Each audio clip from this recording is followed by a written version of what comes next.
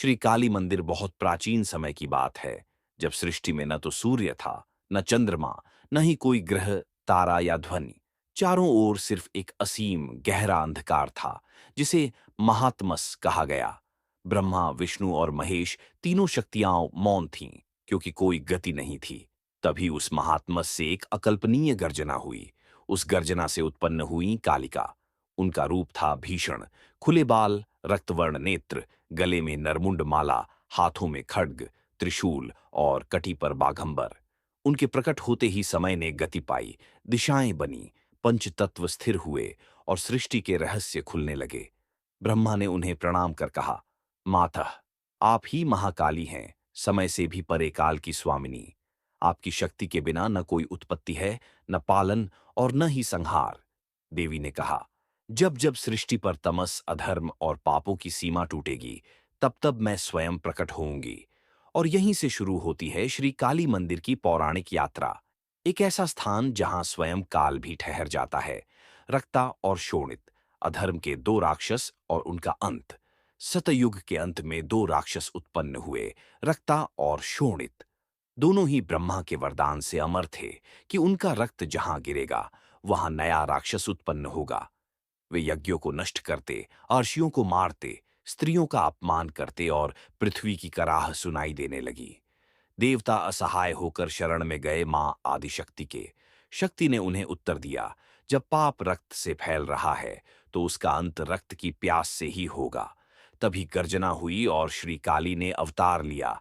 बाईं आंख से क्रोध, दाईं आंख से करुणा और हृदय से निष्ठुरता का संकल्प लेकर।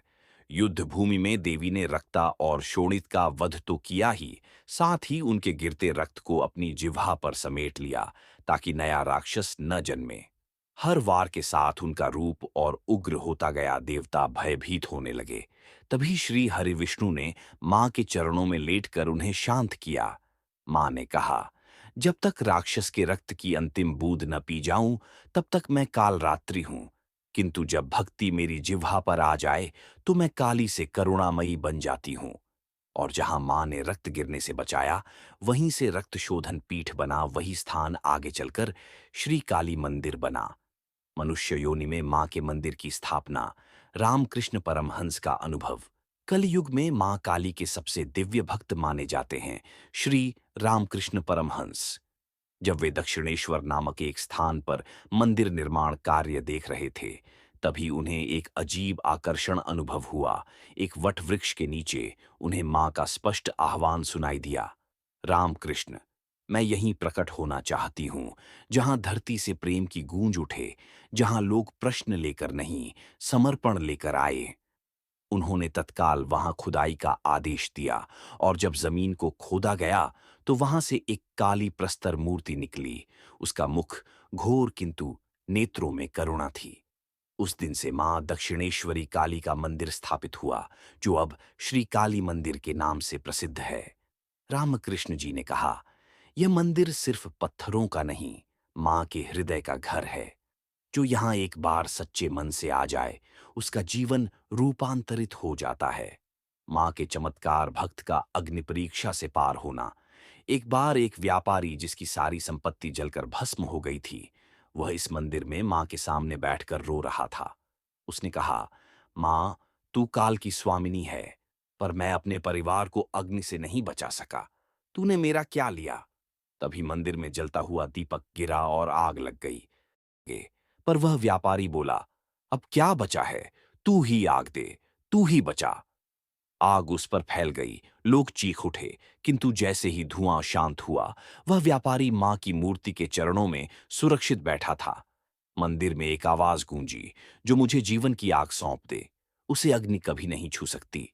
अगले दिन वह व्यापारी अमूल्य संपत्ति के साथ लौटा, और उसने मां के लिए 108 दीपों वाला यज्ञ करवाया, जिसे आज भी काली अग्नि पूजन के नाम से जाना जाता है।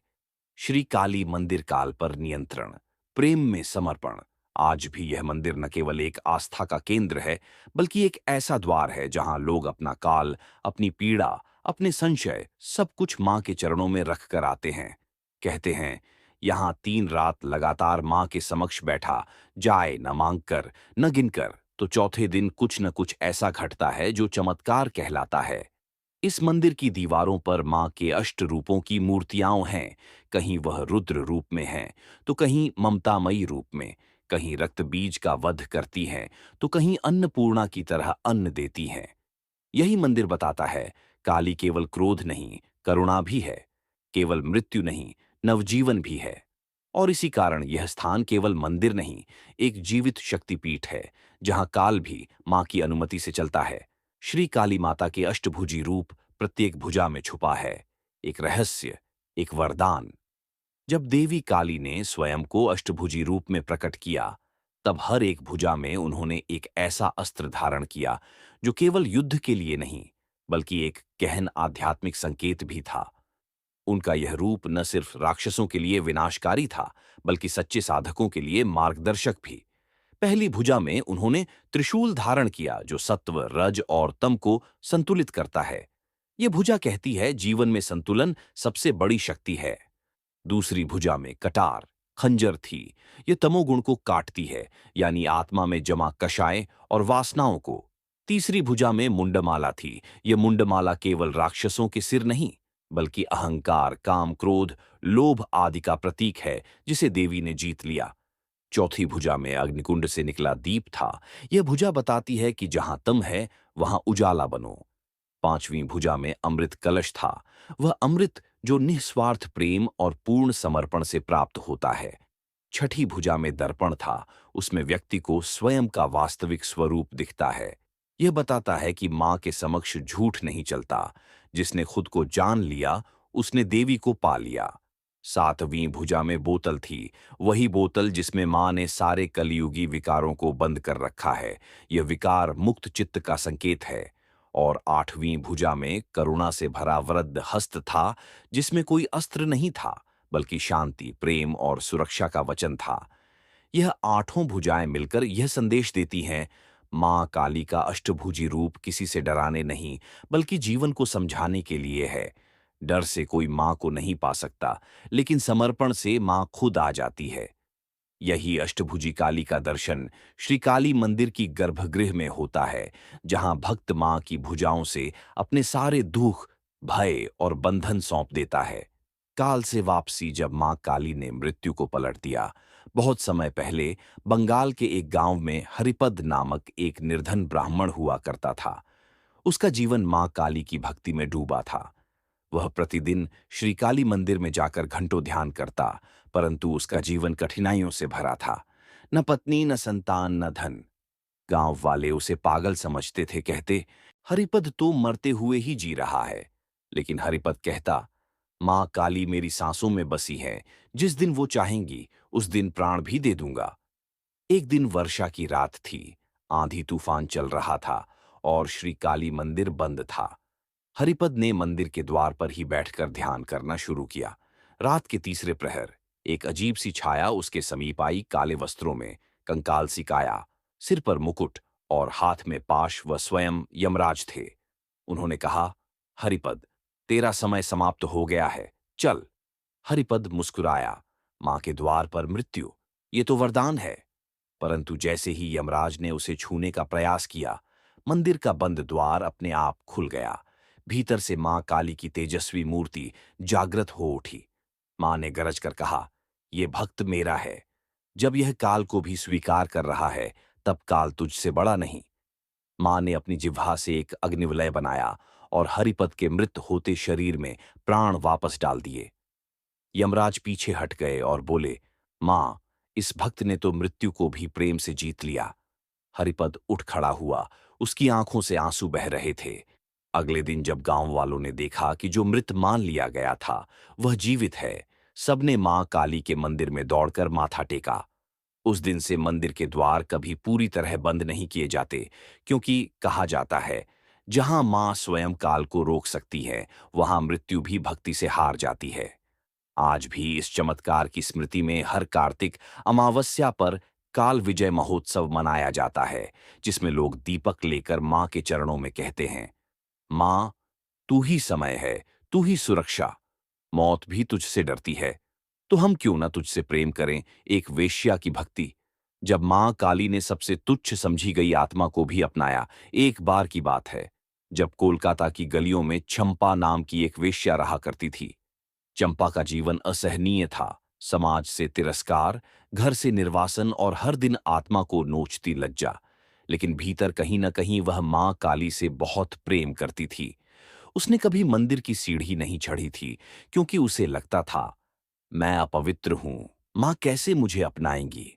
फिर भी हर रोज मंदिर के पीछे एक टूटी दीवार से वह मां की मूर्ति को देखती और धीरे धीरे एक ही बात दोहराती, मां, मुझे कहीं से निकाल ले। वह मां को फूल नहीं चढ़ा सकती थी, कोई यज्ञ नहीं कर सकती थी। बस कभी कभी अपने नृत्य के पहले मां को हाथ जोड़ती और कहती, मां, मैं तुझसे नहीं, खुद से घृणा करती हूं। एक दिन ऐसा आया जब चंपा गंभीर रूप से बीमार पड़ गई। डॉक्टरों ने कहा, यह अब नहीं बचेगी। समाज ने किनारा कर लिया। अंतिम समय में वह घिसटती हुई मंदिर की टूटी दीवार तक पहुंची और वहीं गिर पड़ी। उसने कहा, मां, सबने छोड़ दिया, अब तू भी छोड़ दे या अपना ले।